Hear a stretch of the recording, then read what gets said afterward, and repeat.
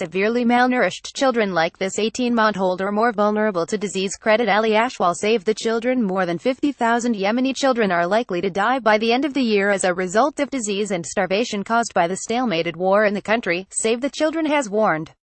Humanitarian groups estimate that around 130 children are dying each day in the Arab world's poorest country as it grapples with famine and the largest cholera outbreak in modern history. Around 40,000 children are estimated to have died already this year as a result of severe acute malnutrition, and Save the Children projects that figure will be above 50,000 by the end of the Christmas period. These deaths are as senseless as they are preventable.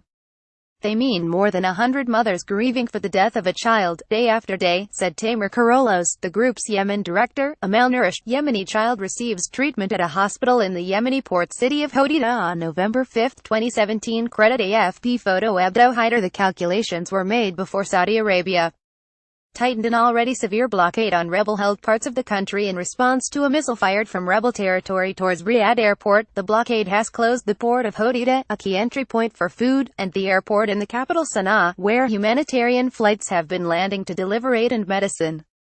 Mr. Karolas warned that, unless the blockade is lifted immediately, more children will die. Food shortages in Yemen have filled overcrowded hospitals with malnourished children, their skin often loose from hunger and with ribs jutting out. Malnourished children are especially vulnerable to death as a result of cholera and other diarrheal diseases.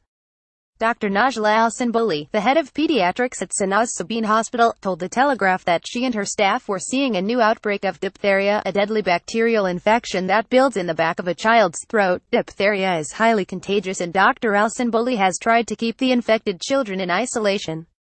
But one boy arrived needing a mechanical ventilator to breathe, and the only one working was in a care ward where other children were staying.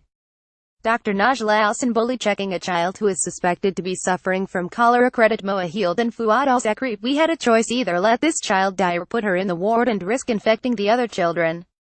I took my decision to save the child. I couldn't let him die in front of me, she said.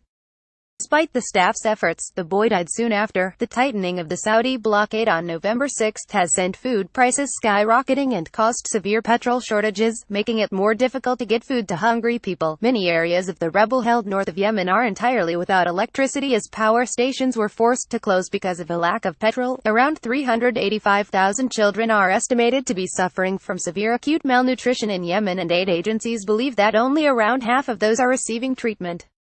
Both the UK and the US are supporting the state-owned military coalition as it bombs and blockades Yemen in support of the country's internationally recognized government and against Houthi rebel forces.